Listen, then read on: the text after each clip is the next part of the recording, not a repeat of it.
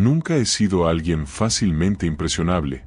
Siempre me ha fascinado lo que se esconde bajo la superficie de Internet y la Deep Web. Bueno, era el lugar perfecto para eso.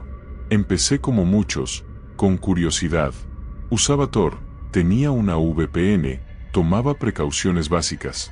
Al principio, solo navegaba por sitios de compraventa, foros anónimos, archivos extraños.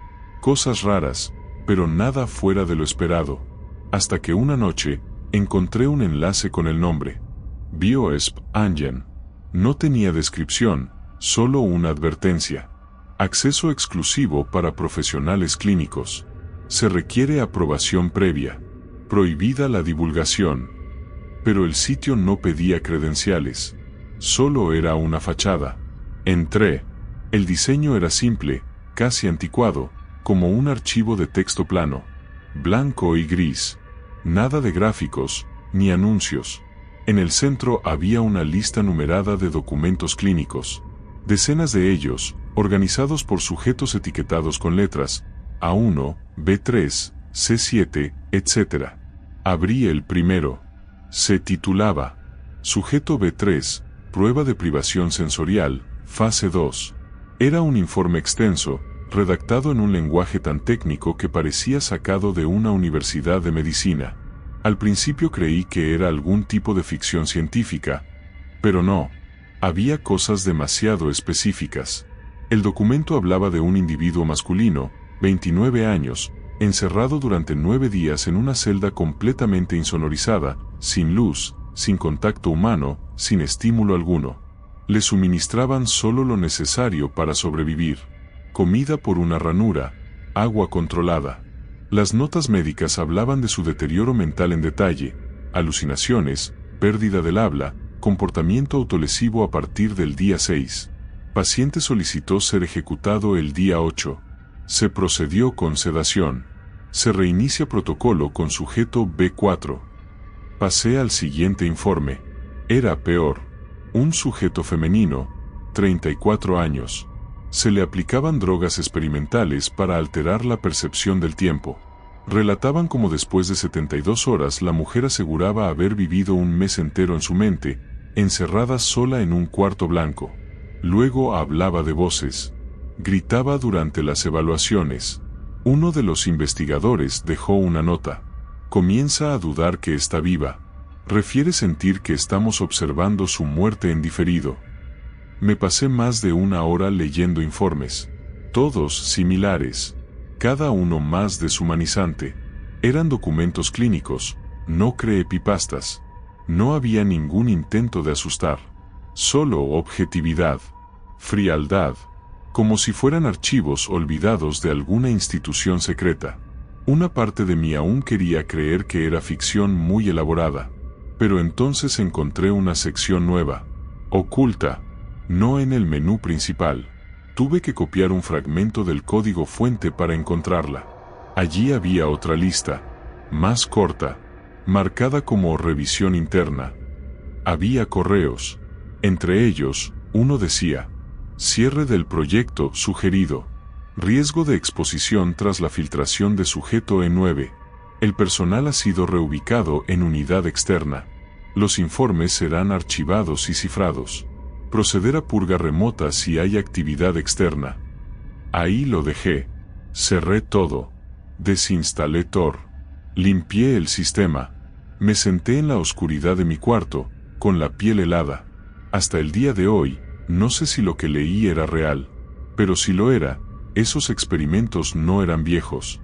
Eran recientes.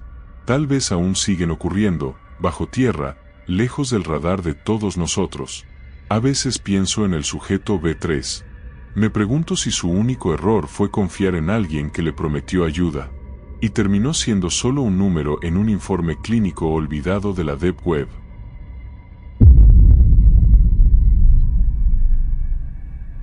Siempre me ha dado curiosidad la parte silenciosa de Internet. No los sitios normales, ni siquiera los foros raros del Internet superficial. Me refiero a esos rincones oscuros, donde todo está mal diseñado, donde no hay nombres, donde las reglas no aplican. Ahí es donde empecé a meterme después de un par de meses usando Tor y navegando por directorios ocultos. Una noche de noviembre, ya pasadas las 2 de la mañana, encontré un hilo en un viejo foro Angen. Alguien preguntaba, ¿alguien más ha visto la transmisión en blanco? Casi nadie respondía. Algunos decían que era un video fake, otros lo llamaban el cuarto del vigía. Uno dejó un link directo. Solo eso. Sin advertencias. Yo, por supuesto, entré. El sitio era minimalista, completamente en blanco. Solo un reproductor de video incrustado al centro, con la palabra Live en rojo, parpadeando. Al lado, una pequeña ventana de chat donde la gente escribía con nombres como Guache-03 o Añón 777. Me sentí como en una especie de sala de vigilancia. La transmisión era de una habitación completamente blanca, sin muebles, sin ventanas, solo una silla de madera en el centro, y nada más.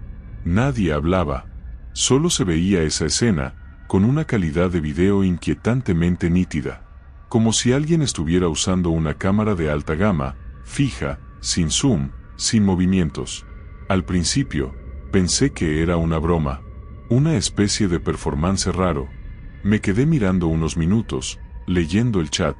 La gente decía cosas como ya casi aparece o esperen el minuto 27. Me intrigó. Esperé. En el minuto 24 con algo, la figura apareció. Entró por la esquina izquierda, desde fuera del encuadre.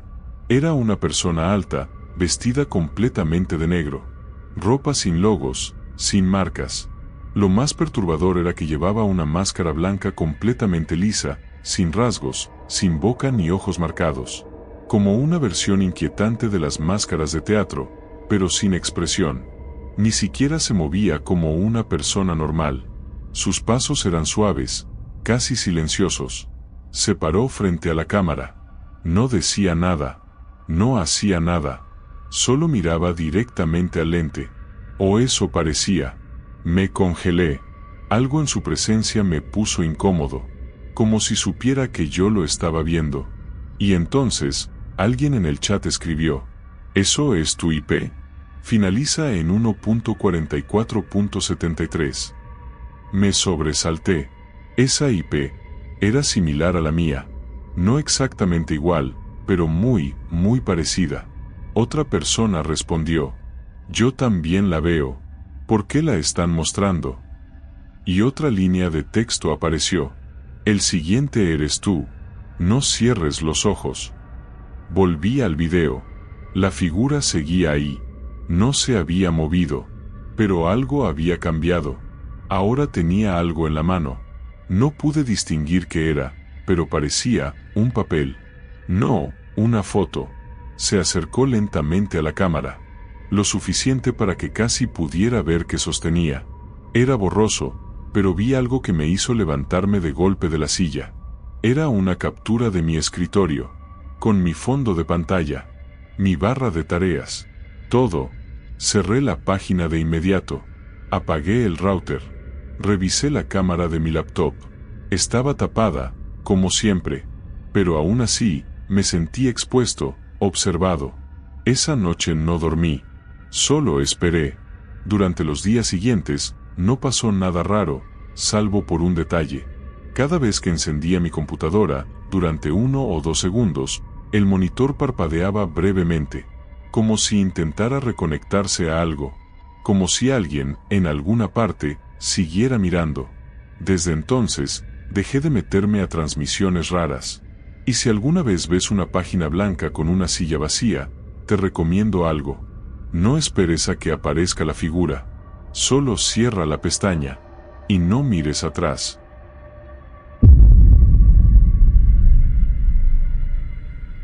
Empecé en la Deep Web como lo hacen muchos, buscando lo prohibido solo por el morbo. No con intenciones oscuras ni por necesidad, solo curiosidad. Al principio eran cosas básicas, foros de hackers, documentos filtrados, manuales que jamás deberían estar al alcance de cualquiera. Luego vino lo más turbio, los mercados. Había oído hablar de lugares donde podías comprar cualquier cosa, identidades falsas, armas, drogas, incluso malware personalizado. Sitios como Silk Road eran apenas la superficie. Me metí en uno de estos mercados un viernes por la noche. Parecía un catálogo digital. Todo organizado. Demasiado organizado, de hecho. Vi una pestaña que no había notado antes. Material biológico. Pensé que se trataba de algo médico, muestras para investigación, ADN, cosas así. Pero cuando entré, me di cuenta de que no tenía nada de académico. Era un mercado negro de órganos humanos. Cada listado tenía una imagen de archivo, una ilustración médica, no fotos reales, seguida por información.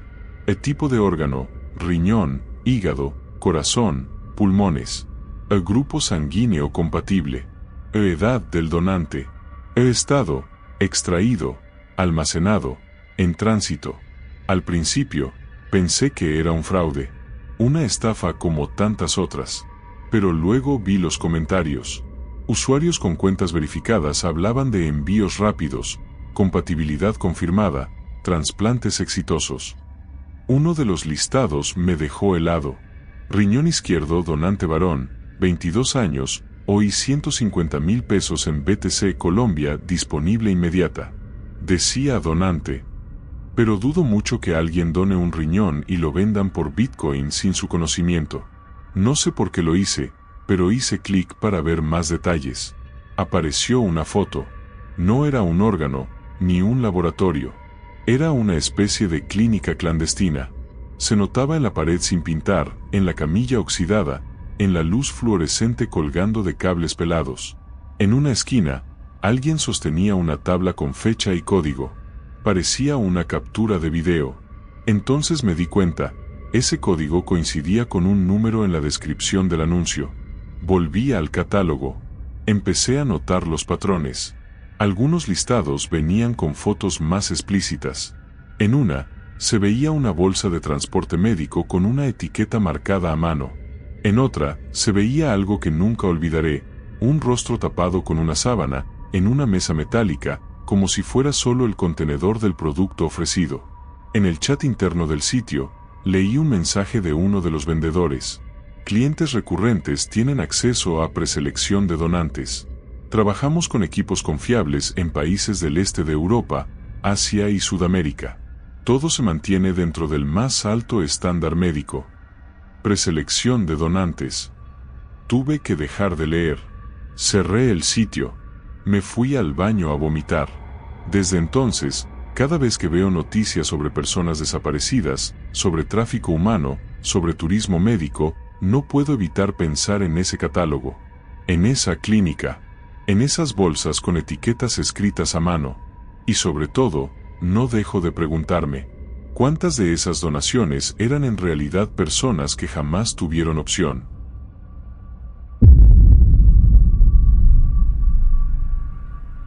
No me considero alguien fácilmente sugestionable. De hecho, suelo burlarme de esas historias de la Deep Web que la gente cuenta en Reddit como si fueran leyendas urbanas. Que si rituales, videos malditos, hackers omnipotentes, bah, la mayoría son puro humo. Pero hay algo que aprendí por las malas, no todo está inventado para asustarte.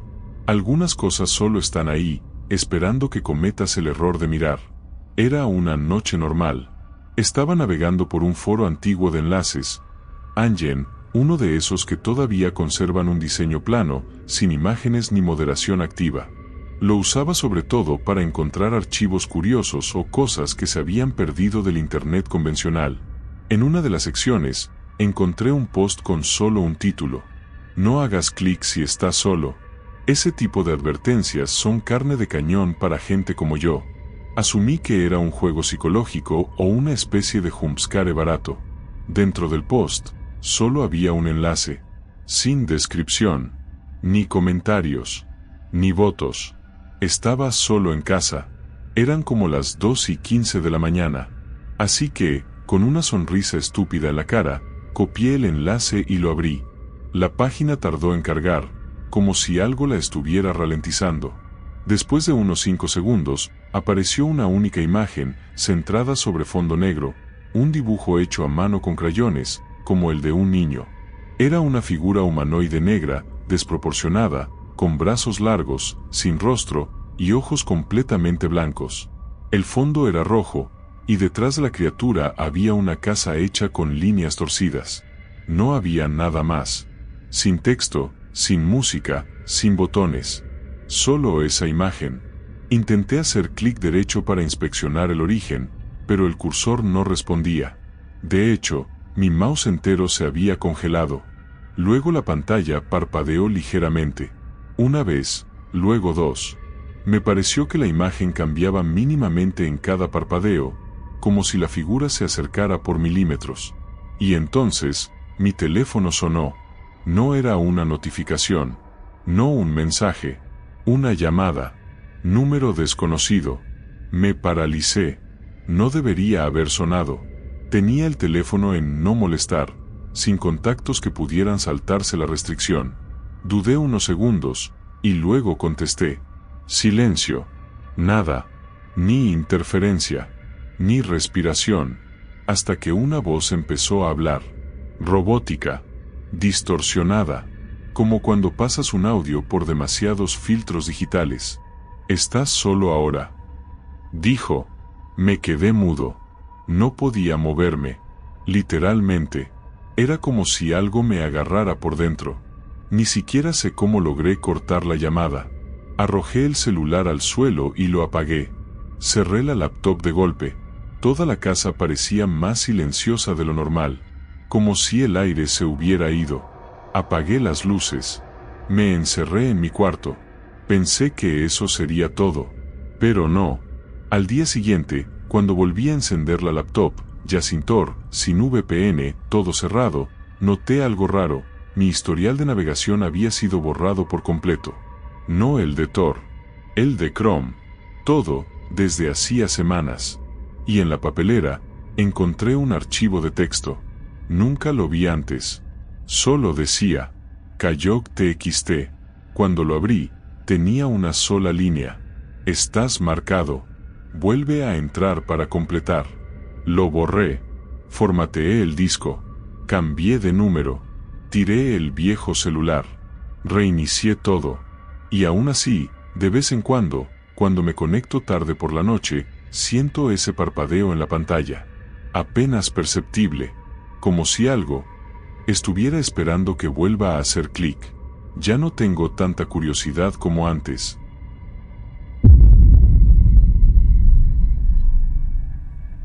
He visto muchas cosas en la Deep Web. Algunas falsas, otras ilegales, otras simplemente enfermas. Pero pocas veces sentí miedo real. Hasta que me metí en ese sitio. Todo empezó con un hilo cerrado en un foro anónimo. Lo abrí porque tenía una etiqueta que decía prohibido compartir. Dentro, un usuario con nombre cifrado, algo como RU88X de 0C, hablaba de una transmisión en vivo que solo estaba activa una vez a la semana, durante exactamente 7 minutos. El título del hilo era: El club solo entra si estás preparado para mirar sin intervenir.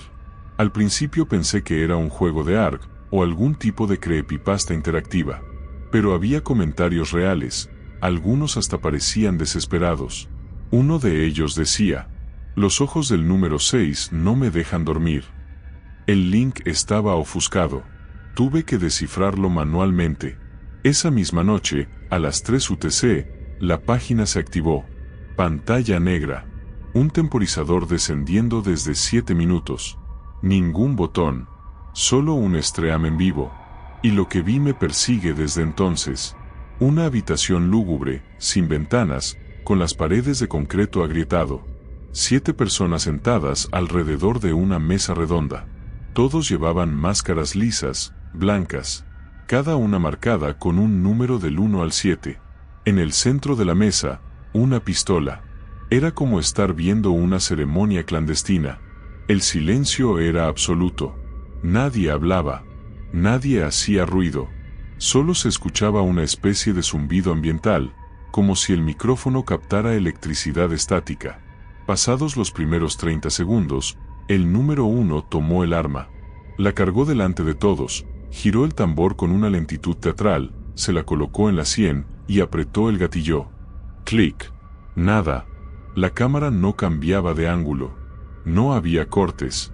Era en vivo, no tengo dudas. Número 2 repitió la misma acción. Clic. Nada. Así uno por uno, hasta que llegó el número 6. Sus manos temblaban. La diferencia era evidente. No tenía el mismo temple que los demás. Daba la sensación de estar obligado a estar allí. Respiraba rápido. Tomó el revólver, giró el tambor, dudó, y luego lo apuntó. No a su cabeza, al techo. Y entonces, por primera vez, uno de los otros se movió. Número 3. Se levantó de golpe y empujó el brazo del número 6, bajándolo hacia su propio pecho. Y luego disparó por él. ¡Bam!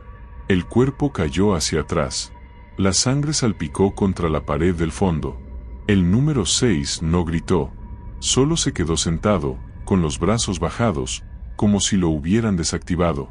Número 7 se levantó y arrastró el cuerpo fuera del encuadre. Nadie habló. Nadie reaccionó. El temporizador marcaba 0,41 segundos restantes. En ese momento, noté algo más inquietante. En la esquina inferior izquierda, donde normalmente aparece un contador de espectadores, decía: usuario conectado, 001376001377. Me sumé como el número 1377, y justo cuando el contador llegó a 0, apareció un mensaje en pantalla, blanco sobre fondo negro. ¿Estás listo para jugar? Y abajo, un botón que decía: volver la próxima semana. Cerré el navegador. No supe qué pensar. Revisé si había grabaciones, capturas, algo, pero al parecer, está diseñado para no dejar huella. Busqué información en otros foros y apenas encontré una entrada vieja que decía: no es solo un show, es una selección. No sé qué significa exactamente. No sé si es real, si es actuación, o si en algún lugar del mundo 7 personas enmascaradas se reúnen cada semana para jugar a la muerte mientras miles de nosotros los miramos, paralizados. Pero desde esa noche, recibo un correo cada martes a la misma hora. Siempre vacío. Sin remitente. Solo con el asunto: te estamos esperando, 1377. No he vuelto a entrar. Todavía no.